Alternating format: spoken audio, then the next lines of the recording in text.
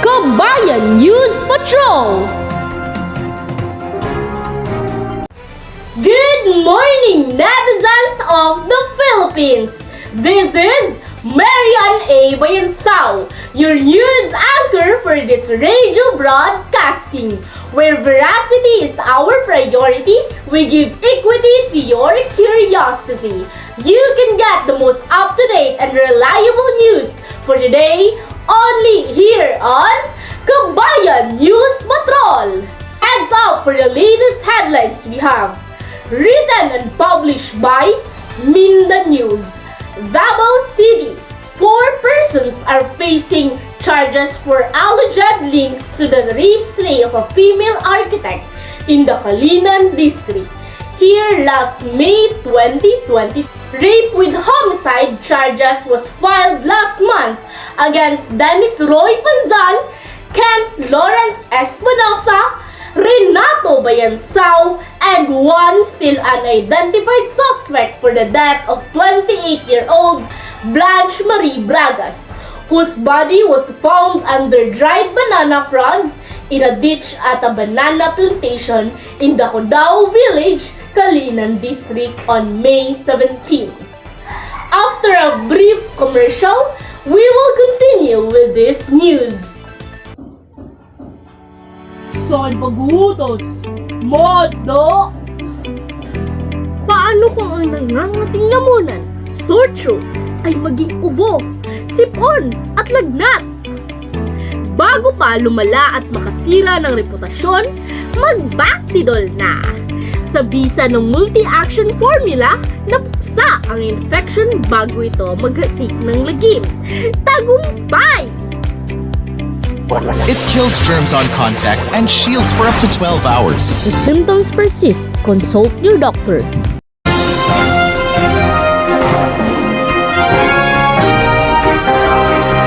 Kabayan News Patrol! Welcome back to Kabayan News Patrol, your online radio broadcasting. With the help of our live anchor, Zaria Riego, who is presently live, we shall learn the specifics of our most recent news. Hello Zaria? Oh, hello Marian! Live right now in Kalinan, Davao City, where alleged person of interest Renato Empoy BAYANSAO is being questioned at the police station. By the way, Marian, you have the same surname as our person of interest. Are you somewhat related? Oh, right, Zaria. Actually, I have asked my grandpa about this one, but he doesn't know exactly this part of the BAYANSAO clan. Alright, a complaint for rape with homicide was filed before the City Prosecutor's Office on Monday, June 5, against 4 suspects, including Renato Ali BAYANSAO and one unidentified person in the rape slay of Bragas. BAYANSAO, driver of a pedicab locally known as Ombak, was arrested during a buy-bust operation of the Philippine Drug Enforcement Agency or PDEA. Davao, last May 28 in Purok 8 in Kalinan. There were 2 witnesses testified that they had seen the suspects assaulting Bragas. After she passed out, he said the suspects carried her back to the motor vehicle and sped away. The examination also found recent genital trauma, which confirmed that the victim was raped. That's it for today's live in relation to the rape slay case of an architect and engineer, Blanche Marie Bragas. Back to you, Marian. Thank you so much, Zaria. Based on some speculations and theories, we also conducted some online investigation through different platforms. An account named Chinoy Dubai stated that NBI should prove that Emboy Bayansao is the suspect or else they would turn out to be a joke in this country. And here are some of the thoughts of Taong Bayan. Now, let's watch the detailed report by Miss Annalisa Montero. Thank you so much, Mary Ann. The news is a hot topic that also needs justice, not just pointing at innocent people. In accordance with the interviews from significant people, the suspects were identified as Dennis Roy P. Panzan, Kent Lawrence Montegreto Espinosa, Renato Ali Bayansao, and Juan John Doe. Panzan and Espinosa were reportedly missing after they were allegedly taken by an identified individual last May 27. However, a severely injured Panzan was rescued in Matina, Pangi at 8:05 a.m. on May 29, but died an hour later at the Davao Adventist Hospital.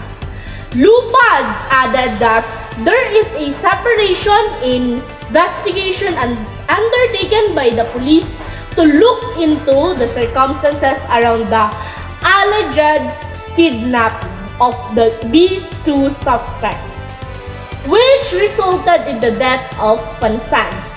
Meanwhile, Bayansao, the driver of the umbak, similar to a tricycle that is sometimes called bao-bao, the yellow vehicle that Bragas hailed and boarded, is under the custody of the Philippine Drug Enforcement Agency or PDEA. Neil MB Star Station Commander Kalinan Police Station added that their two witnesses testified that they had seen the suspect assaulting Bragas.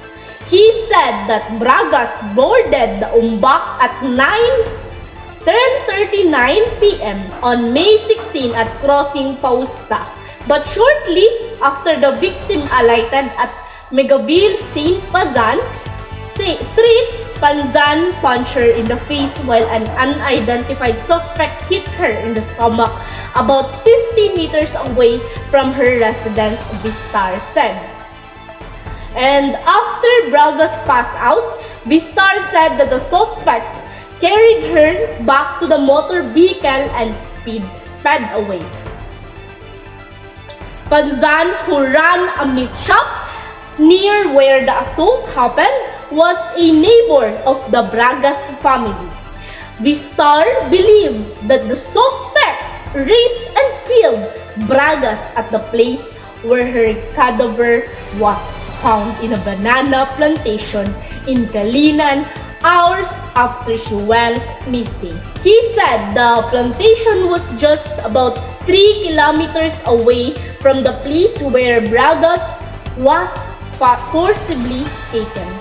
The result of the autopsy examination conducted on the corpse showed that the cause of death was asphyxia by manual strangulation. The examination also found recent genital trauma, which confirmed that the victim was raped. This is Annalisa Montero reporting on Kabayan News Patrol.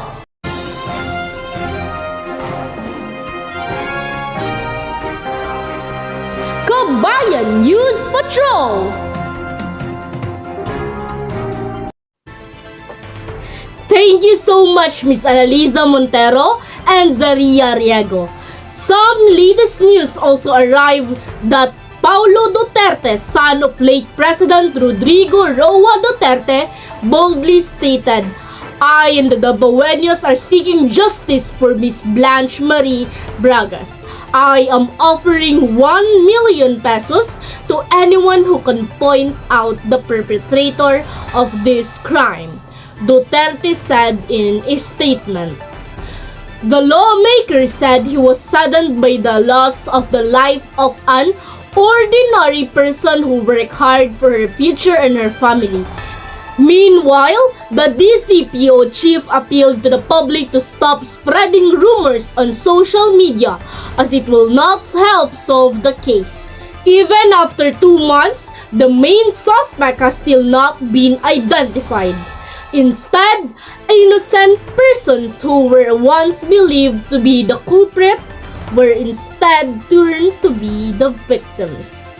Are integrity, equity, and equality truly practiced in our society or country? You can consider this idea one more though.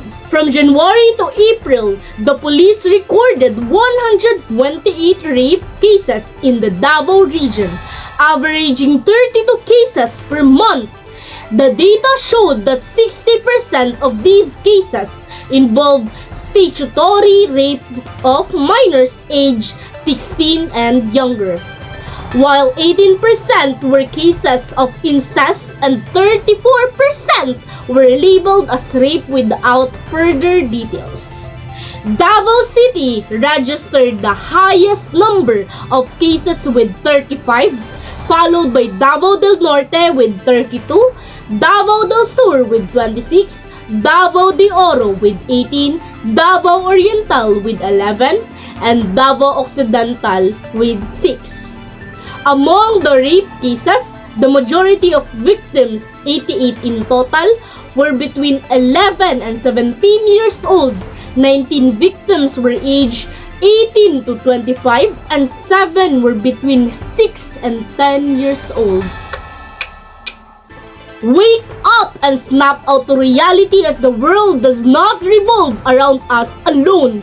This culture of impunity and violence has been nurtured for the longest of time and vividly enhanced during the past administration, where to protect and serve is merely a slogan, and to shoot first and ask questions later is the new norm.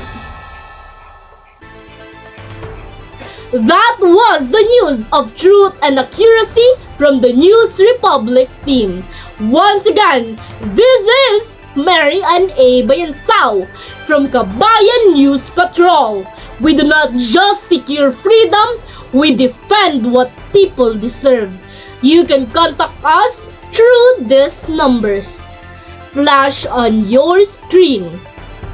Share your feedback and make us aware of the hot news you have. Good day, everyone!